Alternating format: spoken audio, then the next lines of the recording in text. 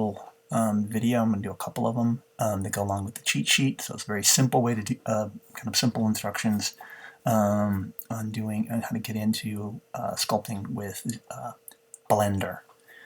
So when you first open the program, you'll get this window, and you can just click on the sculpting one here to get the optimal kind of sculpting platform or window. But say if you accidentally click off of it, you're stuck here. You can come back up here to File and go New, and then slide down and hit Sculpting. You also can, one thing to remember, since it was up there at File, go down and you're gonna, when you send it to me, you can save the file to work on it over and over and over again.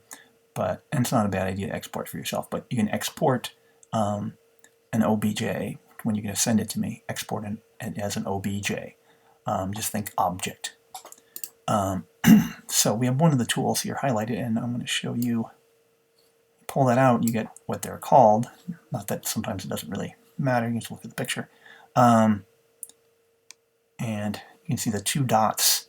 There's one with circles around it and one without.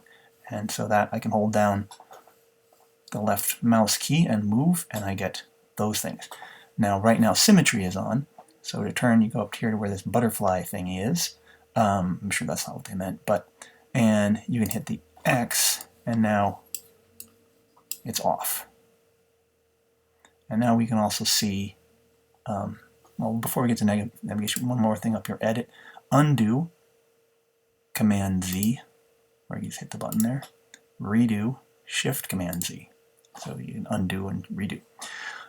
Notice we're moving, or we're not moving, we're rotating around it. So when I'm doing that, I'm using the middle key on my mouse to kind of scroll around. And then if I wanted to pan, I can hold down the Shift and scroll and kind of move that middle key as well, depending on your mouse. To zoom, you want to hold the Control key and do the same thing on the middle key mouse middle key.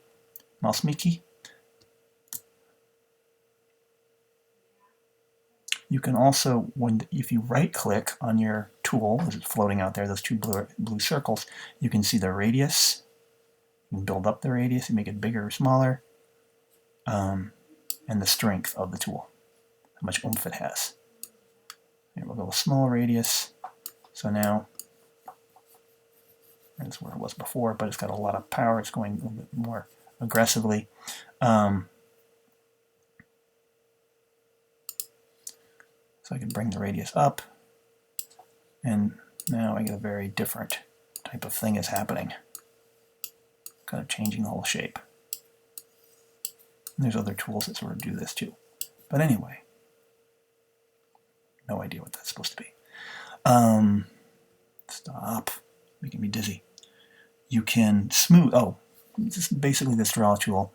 Well, let's get back. Oh, you can also change the size by hitting the F key on your keyboard. And then you get this, and I can bring this way back down. So now it's smaller again.